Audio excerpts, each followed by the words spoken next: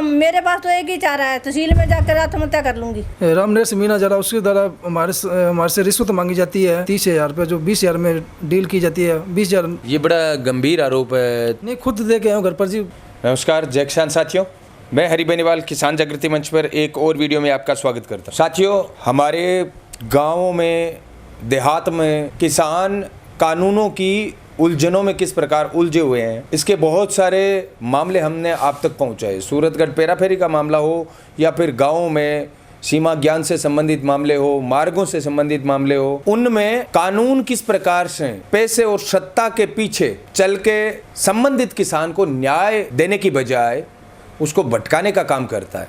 बहुत सारे ऐसे मामले आपको देखने को मिलते हैं। इस वीडियो के माध्यम से हम प्रशासन से पहली बात तो ये अपील करना चाहते हैं कि आप क्यों तो इतने कागज खराब करते हो, क्यों इन दोनों किसानों को या संबंधित पार्टियों को आप आपस में लड़वाने का काम करते हो। इस वीडियो के अंदर मैं एक ऐसा मामला आपको बताऊंगा जिसको जानने के बाद में, हालांकि गांवों में रहने वाले लोग इन चीजों से अवगत होंगे, इन चीजों को जानते होंगे कि थाने तहसील के अंदर जमीनों के विवादों को लेकर किस प्रकार हम चक्कर काटते रहते हैं और न्याय की जगह हमें सिर्फ झांसा मिलता है, झुनझुना मिलता है, वादे मिलते हैं, ये सारी चीजें मिलती है, लेकिन न्याय किसान को है वो टाइम पर नहीं मिलता है। और किसी ने सही कहा है, टाइम पर अगर आपको न्याय नहीं मिलता है तो वो कोई न्याय नहीं होता है। देरी से मिला हुआ न्याय भी न्याय नहीं कहलाता है। आज भाई लखविंदर सिंह हमारे पास है। लखविंदर सिंह या लखवीर जी? लखवीर सिंह भाई हमारे पास हैं। इनका वीडियो भी सोशल मीडिया के माध्यम से आपने सुना होगा। इन्होंने 3-4 दिन पहले भी मेरे से संपर्क करने का प्रयास किया था, लेकिन तब मेरा इनसे संपर्क नहीं हो पाया था। ये सूरतगढ़ तहसील के गोपालसर ग्राम पंचायत के एक SPM गाँव के अंदर इनकी ज़मीन है, जो इन्होंने लगभग 2018 में ली थी। 2016 में इन्होंने जमीन ली थी। 330 RD से विजयनगर जाने वाली रोड के जस्ट पास में ही एक स्कूल है और वहां से सिर्फ 2 किले दूर इनका खेत है, वो शुरू होता है। आपको पता है, जब आप जमीन लेते हो तो सबसे जरूरी काम जो होता है वो होता है मार्ग। जब तक आपके खेत में जाने के लिए आपको कोई मार्ग नहीं मिलेगा, जब तक आपको आपके घर तक जाने के लिए कोई मार्ग नहीं मिलेगा, तब तक ना आपका खेत आपके किसी काम का है और ना आपका घर किसी काम का है। और प्रशासन को, विशेषकर रेवेन्यू डिपार्टमेंट जो है, उनको मार्गों के निस्तारण को लेकर हमेशा सरकारें टाइम पर ये डायरेक्शन, इंडिकेशन, नोटिफिकेशन जारी होते रहते हैं कि मार्ग की समस्या को आप प्राथमिकता में रखकर इसका निस्तारण करने का प्रयास करें। क्योंकि अगर किसी किसान के खेत में जाने का मार्ग बंद हो जाता है तो उसका एक प्रकार से जीना मुहाल हो जाता है। अभी जैसे लखवीर सिंह जी है, ये हमारे पास सूरतगढ़ में यहाँ पर बैठे हैं। खेत के अंदर इनके जिनके साथ इनका विवाद चल रहा है, वो विवाद इतना बढ़ चुका है कि अब तो हमले होने लग गए, अब तो आपस के अंदर लाठी डंडे चलने लग गए, अब तो कभी भी जनहानि हो सकती है। इस प्रकार के मामले हो गए सिर्फ और सिर्फ प्रशासन की लापरवाही के कारण। प्रशासन ने देखो किस प्रकार से कागजों के अंदर इन 2 परिवारों को अंधेरे में रखकर एक प्रकार से ऐसा काम किया, जिस काम को सुनोगे तो आपको हंसी आएगी, आपको अचरज होगा। स्कूल के ऊपर से मार्ग दे दिया, और वो भी एक बार नहीं, 2 बार नहीं। जब ये कोर्ट में जाते हैं, जब ये उनके पास चल के जाते हैं, भाई आप मार्ग दे रहे हो, हमें मार्ग चाहिए, वो जाते हैं आगे, देखते हैं हाँ मार्ग है ना आपका, ये रहा। 2 साल 3 साल मार्ग चलता है। उसके बाद में जो इनके सामने पार्टी होती है वो धीरे धीरे उस मार्ग को बंद कर देते हैं। पता चलता है ये मार्ग तो स्कूल के ऊपर से दिया हुआ मार्ग है, कागजों में स्कूल से ऊपर से दिया हुआ मार्ग है। अब चाहे नायब तहसीलदार है, चाहे तहसीलदार है, चाहे पटवारी है, जितने भी रेवेन्यू डिपार्टमेंट के कर्मचारी होते हैं, वो इस मामले में वहां जाते हैं तो धरातल पर स्थितियां अलग नजर आती है और कागजों में स्थितियां अलग नजर आती है। और विशेषकर हमारे किसानों को राजस्व विभाग, रेवेन्यू डिपार्टमेंट से इस प्रकार की दिक्कतों का बहुत सामना करना पड़ रहा है। किसान जागृति मंच का जिला कलेक्टर महोदय, तहसीलदार महोदय, SDM महोदय से यह अनुरोध है कि जहां पर भी मार्गों से संबंधित दिक्कतें आ रही है, हमें चाहिए कि हम उन दिक्कतों का संवेदनशीलता पूर्वक निस्तारण करें। दोनों अगर परिवारों को बैठा कर किया जा सकता है तो बैठा कर करें, लेकिन यहाँ पर तो मामला ही उल्टा है। यहाँ पर तो प्रशासन ने खुद ने ऐसा मार्ग वहां पर निकाल दिया कि स्कूल से ऊपर से अब स्कूल की दीवार बना हुआ स्कूल है, उसके ऊपर से मार्ग दे दिया। भाई बताओ, तो इस प्रकार की स्थिति प्रशासन की संवेदनहीनता, प्रशासन की मूर्खता, लापरवाही के कारण उत्पन्न हुई। अब जब बातचीत चल रही है, बीच में राजनीतिक लोगों का नाम लिया जा रहा है, लोगों को धमकाया जा रहा है, और आपको पता है सत्ता के संरक्षण के बगैर और राजनीति के संरक्षण के बगैर कहीं कोई ना तो अपराध हो सकता, ना कहीं कोई विवाद हो सकता। यहाँ पर भी भाई लखवीर सिंह बता रहे हैं, इनके सामने जो लोग हैं वो लोग इनको बार बार लगातार धमका रहे हैं, एक पार्टी विशेष के लोगों का नाम लेकर, एक जाति विशेष के लोगों का नाम लेकर। और ये वहां पर नए हैं, चूंकि 2016 में इन्होंने जमीन ली है,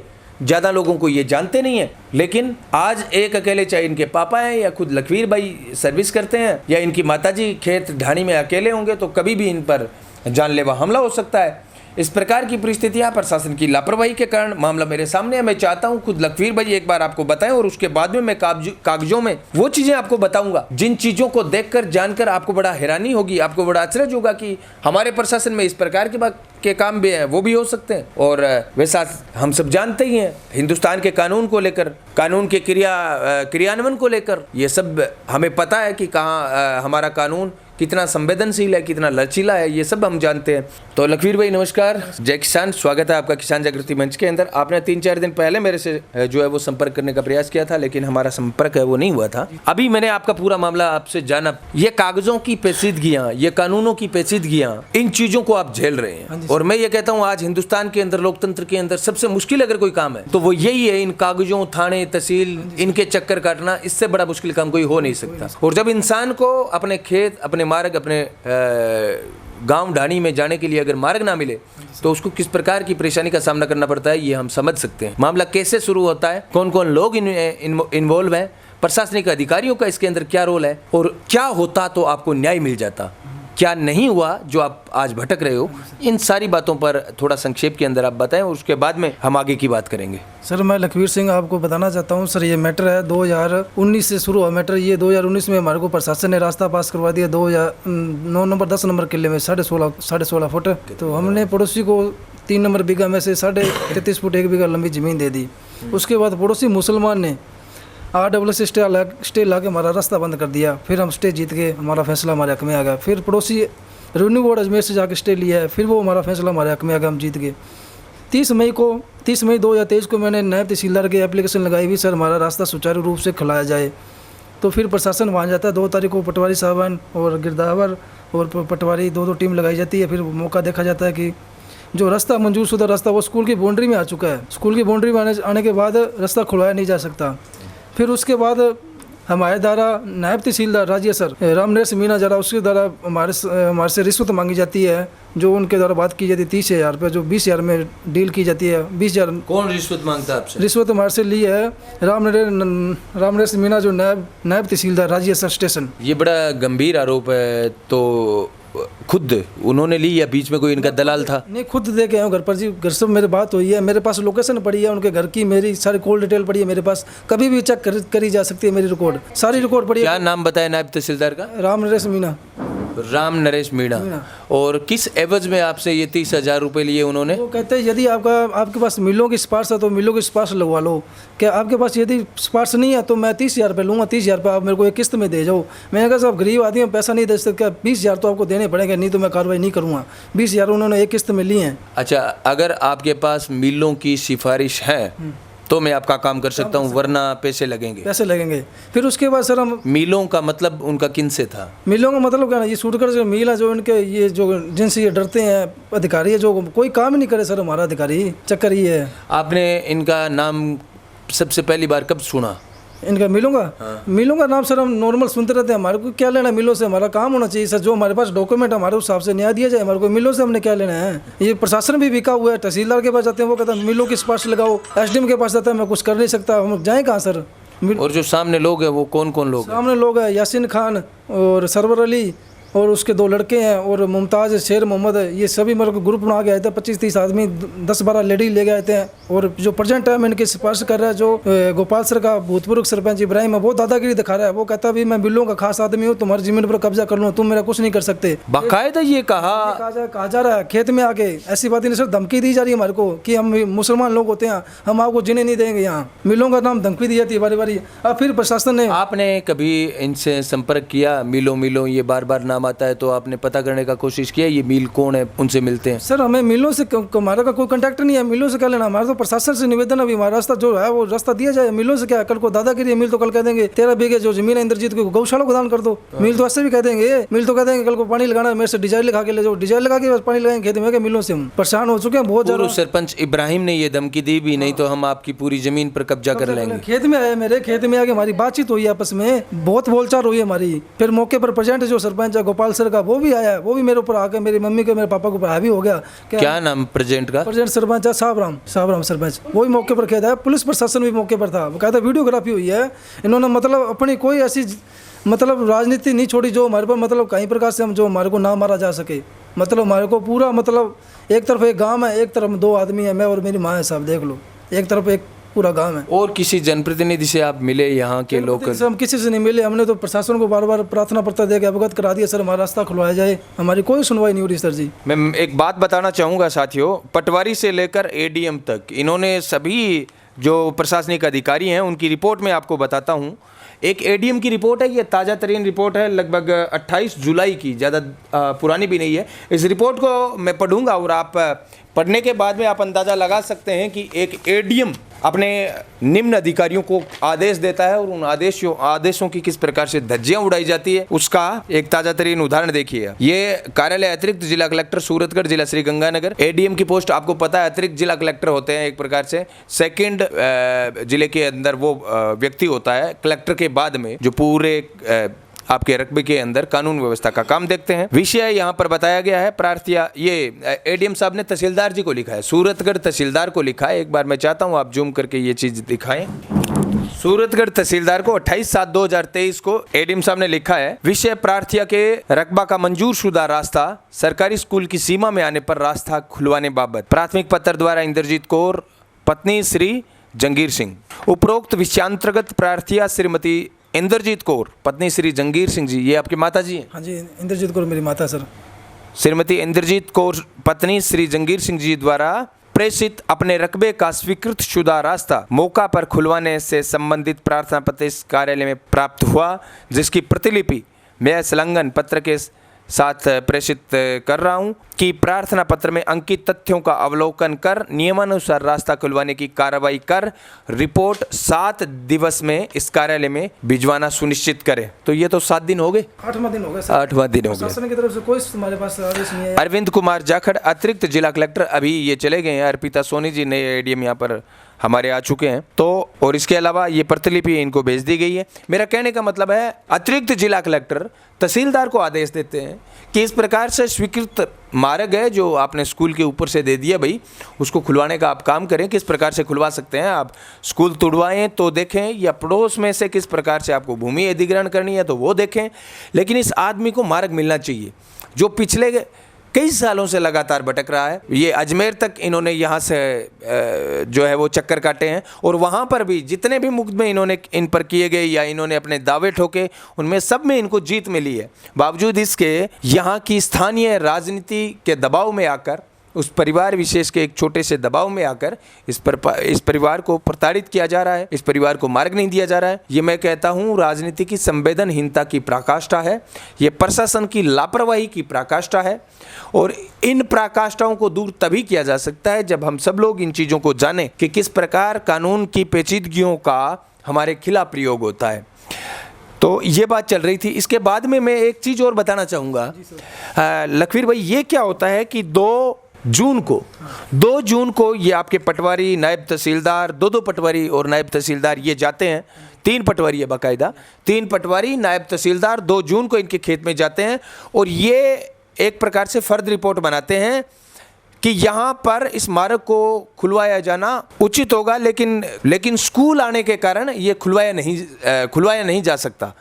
भाई मार्ग के अंदर स्कूल आ गया, इसलिए ये खुलवाया नहीं जा सकता। ये इन्होंने बताया इस फर्द रिपोर्ट के अंदर। मौके पर उपस्थित लोगों की घटना है वो पढ़कर सुनाई है, बाकायदा उनके साइन करवाए हैं, ये फर्द रिपोर्ट उन्होंने बनाई है, और होने के कारण रास्ता नहीं खुलवाया जा सका। ये कह रहे हैं भी मार्ग नहीं खुलवाया जा सका, बीच में स्कूल आ गई। ये है 2 जून की बात है ना, 2 जून 2023 की बात है।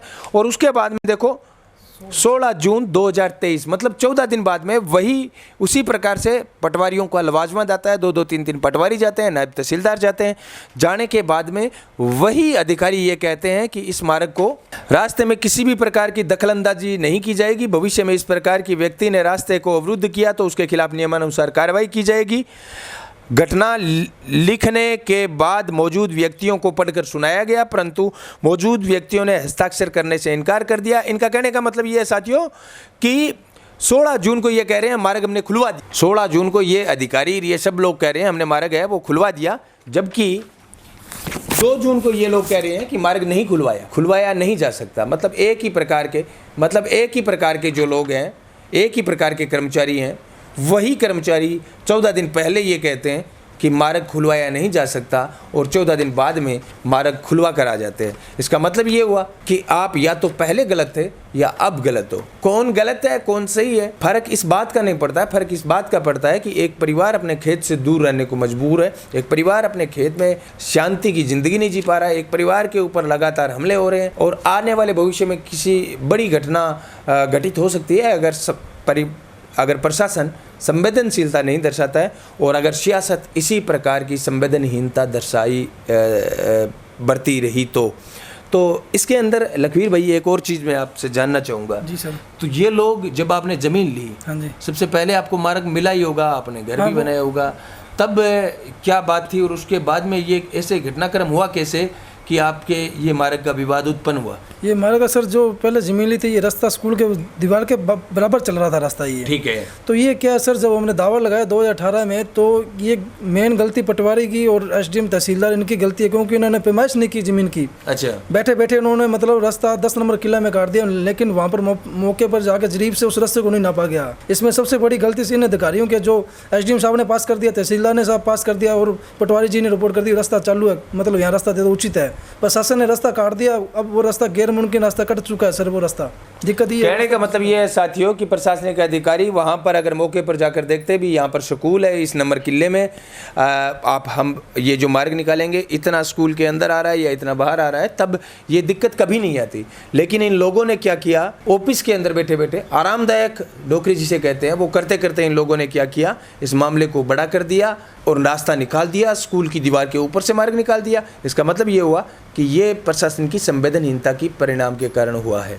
मेरा कहने का मतलब ये है साथियों, अगर प्रशासन वक्त रहते अपने प्रशासनिक लवाजमे को, जिसके अंदर पटवारी होते हैं, इनके नायब तहसीलदार हैं तो तहसीलदार हैं, तो अगर ये भारी भरकम जो सैलरी ले रहे हैं उस सैलरी का सदुपयोग तब होता कि आज आम किसान को अगर किसी भी प्रकार की दिक्कत का सामना करना पड़ रहा है तो इन कर्मचारियों को चाहिए कि ये धरातल पर मौके पर जाकर ज़मीन की पैमाइश करें, वस्तु स्थिति को जानें, उसके बाद में कोई फैसला दे या रिपोर्ट बनाएं। लेकिन दुर्भाग्य देखिए, सूरतगढ़ पेराफेरी के अंदर जिस प्रकार से आपने देखा, किसकी ज़मीन है पता नहीं, किसका एग्रीमेंट पता नहीं, किसका इकरारनामा पता नहीं, जमीन ले जाते हैं भूमाप। ये मैंने आपको दर्जनों उदाहरण सूरतगढ़ पेराफेरी में दिखाए। अब जब सूरतगढ़ पेराफेरी से हम बाहर जाते हैं, गाँव के अंदर इस प्रकार के मामले सामने आते हैं, तब पता चलता है कि यहाँ पर अंधेर नगरी चौपट राजा है, यहाँ पर जिसकी लाठी उसकी भैंस है। ये प्रशासन की संवेदनहीनता का सबसे बड़ा परिणाम है। मैं जिला कलेक्टर महोदय से इतना ही अनुरोध करना चाहता हूँ कि सूरतगढ़ के अंदर जिस प्रकार से प्रशासनिक व्यवस्था चरमराई हुई है, यहाँ पर ना तहसीलदार है ना एसडीएम है, यहाँ पर प्रशासनिक व्यवस्था एक परिवार विशेष, एक राजनीतिक पार्टी विशेष के लोगों की गुलाम बन चुकी है, जिसके कारण आम किसान जवान सब अपने अपने हितों को लेकर पीड़ित हैं, दर दर भटकने को मोहताज हैं। कुछ और कहना चाहेंगे लखवीर भाई? सर ये क्या, मैं प्रशासन से ये निवेदन चाहिए, यदि हमारी सुनवाई जल्दी से जल्दी ना हो तो हमारे आत्महत्या की जाएगी मेरी। हाँ, ये एक चीज़ मैंने लखवीर भाई आपका वीडियो देखा कि आप तहसीलदार ऑफिस के अंदर इस प्रकार का कोई कदम उठाएंगे, तो एक चीज़ मैं आपको बताना चाहूँगा, किसान जागृति मंच की तरफ से हमेशा मैं एक चीज़ कहता हूँ, संघर्ष के आगे सब कुछ संभव हो सकता है हमें 2-4 दिन लेट होना पड़ जाए, लेकिन हम जीतेंगे एक दिन। तो इस प्रकार का कदम तो हमें नहीं उठाना चाहिए। हाँ, एक अलग बात है कि प्रशासन की संवेदनहीनता है, इसमें कहीं कोई दो राय नहीं है। किसान जागृति मंच आपके साथ है, जब तक आपको न्याय नहीं मिलता है हम देखेंगे इस मामले को जिला कलेक्टर महोदय के, आपके माताजी आपको पेश करें, बताएं उनको कि देखिए आपके सूरतगढ़ के अंदर प्रशासनिक अधिकारियों की लापरवाही को एक बार आप देखिए। धरातल पर ना जाने की वजह से, सीमा ज्ञान नहीं होने की वजह से वस्तु स्थिति को जाने बगैर फर्द रिपोर्ट बनाने की वजह से आज एक परिवार दर दर भटकने को मोहताज है।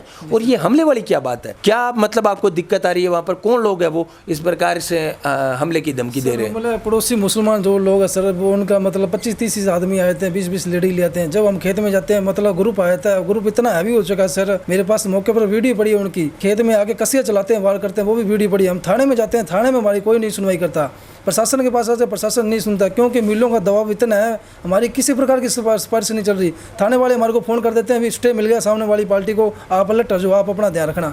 जिस दिन स्टे मिलता है, आपके खेत के पिलर भी पटे गए? हाँ, पिलर उखाड़े गए, तार उखाड़े गए, 25-25 आदमी आते हैं, 2-2 गाड़ियाँ रात को भर के। सर हमारे को पता लग गया था, थाने से सूचना दे दी गई थी कि हमारे को भी आप अलर्ट हो जाओ, मतलब ये स्टे लिया है, रात को कार्रवाई हो सकती है, उसके आप खुद जिम्मेवार होगे, आप ध्यान लगा लेना। जिस दिन स्टे मिलता है उसी दिन भी हमारे को एसडीएम ऑफिस से जो मलेर का जो गिरदावर है हरपत, वो मेरे को फ़ोन करता, भाई लकीर भाई तैयार हो जाओ तुम, क्योंकि उनको मिलों की सपोर्ट द्वारा इनको स्टे दे दिया गया। और आप जानो, आपका काम जानो भाई, जो कुछ होगा वो आप खुद जिम्मेवार होगे, हम कुछ नहीं कर सकते उसमें। हम प्रशासन तो ये हमारी राय है कि हमारा निवेदन है कि हमारा रास्ता सुचारू रूप से खुला जाए। हमारी जो भूमि है 2 साल से नहरी ज़मीन है जो बंजर पड़ी है, ना तो हम उसमें पानी लगा सकते हैं, ना कोई काश्त कर सकते हैं। कोई भी अधिकारी मेरे खेत में, हमारे खेत में जाके कब मर्जी जाके उसका निरीक्षण कर सकता है, ज़मीन खाली पड़ी है सर, हमारे को कोई न्याय नहीं मिला। इतनी फाइलें लेके घूम रहे हैं सर हमारे, मतलब मैंने कोई डिपार्टमेंट नहीं छोड़ा जहाँ मैंने मेरे मतलब ज़मीन के कागज ना जो जिला कलेक्टर को मैंने भेज दिया, क्या नाम संभालिया। जिस दिन हमला हुआ था उस दिन घर घर कौन थे आपके घर पे? मेरी मम्मी थी, मैं था और मेरे पापा थे सर। खेत में हमला हुआ, मेरे पास वीडियो बनाई पड़ी है। फिर उसी दिन हम थाने में जाते हैं, थाने वाले सुनवाई नहीं करते, क्योंकि मिलों का दबाव है सर ऊपर से, इसलिए हमारी कोई सुनवाई नहीं हो रही। प्रशासन ये सोचता है यदि कार्रवाई करते हैं तो उनकी कुर्सी हिलाई जा सकती है मिलों द्वारा, इसलिए प्रशासन थाने वाले कार्रवाई नहीं करे सर, परेशान हो चुके हैं हमारी। तो साथियों, मेरे साथ भाई लखवीर सिंह के माताजी भी हैं, उनसे पूरी बात अपने जानेंगे कि ये इनके मार्ग के विवाद के कारण ये तनाव कितना बढ़ चुका है और आगे आने वाले दिनों में ये मार्ग का विवाद कहाँ तक पहुँच सकता है, ये बात इनकी माताजी से हम जानने का प्रयास करेंगे। राम राम माताजी। राम राम बेटा।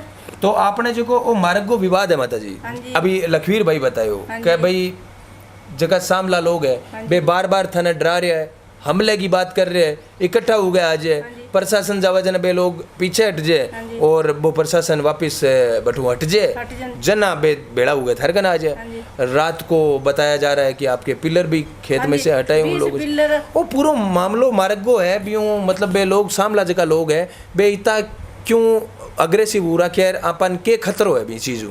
वो तो कहते हैं अभी थाने रास्ता को नहीं मिला, थाने जान तो मार देंगे, फिर बोल दे भी पता नहीं वो कहाँ से आ जाते हैं, 2 सरपंच आ जाते हैं, मुसलमान आज इकट्ठे हो गए, सानू पता नहीं चलता कितने आ जाते, कहाँ से आते हैं कहाँ से नहीं आते।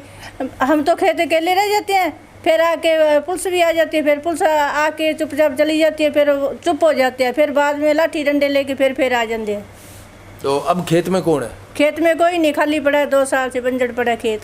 अब खेत में कोई नहीं है? नहीं, खेत में कोई नहीं बेटा, खेत में जाए कहाँ से, फिर वो तो मार देंगे, इनसे तो अच्छा है मैं तहसील में जाके मर जाऊंगी। तो तहसील एक वीडियो मैंने देखा खेत के अंदर आपके मतलब लखवीर भाई या आपके हस्बैंड भी है, वो मारपीट हो रही है, तो वो खेत में काम करने के लिए गए थे आप? हाँ जी, कहा हमने कहा अभी चलो ट्रैक्टर लगा के अपनी जमीन बिजाई कर लेंगे। तो उन्होंने कहा हम तो आपको रास्ता नहीं देंगे, आपको जान से मारेंगे। मेरे हस्बैंड पर कसिए चलाए, लाठी डंडे चलाए कि हमको तुम्हारे को मार देंगे, जो करना कर लो, हमारा तहसीलदार सब कुछ हमारा ही है, मिल भी हमारी है। ये कौन लोग हैं, उनमें से किसी का नाम याद है आपको? एक तो सरपंच इब्राहिम है, एक साबराम है, एक शेरा, एक शेरे का लड़का मुमताज़ खान, उसका भाई है मुमताज़, यासीन खान है, यासीन खान की लड़की है, शेर खान के 2 लड़के हैं, एक सरवर अली है, एक बड़े का नाम पता नहीं क्या, और छोटे मोटे लड़के और गणी 15-20 जने आ जाते, पता नहीं कहाँ से आ जाते, छुपके बैठ जाते, छुपके कहाँ से आ जाते हैं। तो पुलिस को फ़ोन करने के बाद में पुलिस कितनी देर बाद में पहुँचती है? पुलिस आ जाती है आधे घंटे में। अच्छा, पुलिस आ भी? हाँ, आधे घंटे में आ जाती है बेटा, फिर पुलिस आ जाती है, बस चुप हो जाते हैं, पुलिस जाती है, फिर वही लाठी डंडा वही। तो अब आपने यहाँ पर सूरतगढ़ में रहना शुरू कर दिया? हाँ जी, सूरतगढ़ में रहते हैं हम तो। अब मेरी ज़मीन सारी खाली पड़ी है, 5 लाख का मैंने लोन भी ले रखा है, वो कहाँ से भरूंगी? बैंक वाले का फ़ोन आता है कि आप इंद्रजीत पेमेंट नहीं करते। मैं क्या सर जी मैं कहाँ से भरूँ, 2 साल तो मेरी ज़मीन बंजर। कौन से बैंक से है आपका लोन? रघुनाथपुरा। मैं बेटा तहसील में भी 2 साल हो गए भटकती को। एसडीएम के पास भी जाती हूँ, राजिया शहर थाने में तो आके थक चुकी हूँ, मेरी कोई सी सुनाई नहीं करता, ना पटवारी, ना गिरदावर, ना तहसीलदार, ना एसडीएम। कहता है आपको रास्ता खुलवा दिया, हमारा क्या काम है बहन जी, आपको रास्ता खुलवा दिया। तो रास्ता खुलवाया कहाँ खुलवाया, वो देख के तो कहाँ खुलवाया रास्ता, कागजों में खुलवा हाँ, दिया। कागजों में खुलवा दिया बेटा। और कागजों में कहाँ पर? स्कूल के ऊपर से बोले आप ट्रैक्टर या ट्राली इधर रोक दो, पहले स्कूल के ऊपर चढ़ो, फिर आगे जाके नीचे उतरो। इस प्रकार की संवेदनहीनता सिर्फ सूरतगढ़ में हो सकती है, ये आपके सामने। फिर हम क्या करेंगे, हम मेरे पास तो एक ही चारा है, तहसील में जाकर आत्महत्या कर लूंगी। आप तहसील के अंदर आत्मदाह करेंगे इस प्रकार की, तो ये कोई सुनाई नहीं करता बेटा, ना तहसीलदार ना। इतना बड़ा कदम उठाने की मतलब इसके पीछे कारण क्या है? फिर ये अपने आप खोल देंगे रास्ता, मैं मर जाऊंगी तो आत्महत्या कर लूंगी, खुद रास्ता खोलेंगे, स्कूल बना देंगे, द्वार तोड़ेंगे, रास्ता दे देंगे, खुद ही दे देंगे अपने आप ही। तो मैं तो 2 साल से भटक रही हूँ, जमीन मेरी पूरी बंजर पड़ी है, ट्यूबवेल लगा है, नहरी जमीन है, पानी का हमारे को कोई अता पता नहीं है, हम खाल से भी नहीं खेते जा सकते। खाल में चारों में तार लगा रखी है करंट की, 1-2 बार हम चोरी छुप के गए, हमारे मेरे लड़के के भी तार करंट का लग गया झटके। उम्मीद करते हैं प्रशासनिक अधिकारी आपकी बात को तवज्जो देंगे, आपको इस प्रकार का कदम ना उठाना पड़ेगा, ये हम उम्मीद करते हैं प्रशासन की तरफ से। क्योंकि इस बात को आप सेंसेशनल कह सकते हो कि चर्चा में आने के लिए इस प्रकार की बातें की जा रही है, लेकिन अगर उस खेत के अंदर गांव ढाणी में अकेले जहाँ पर ये बैठे हैं, रात को अगर इन लोगों को कुछ हो जाए तो फिर उसका जिम्मेदार कौन होगा? इसलिए इनको इस प्रकार के कदम के लिए बोलना पड़ रहा है, ये दुर्भाग्यशाली है।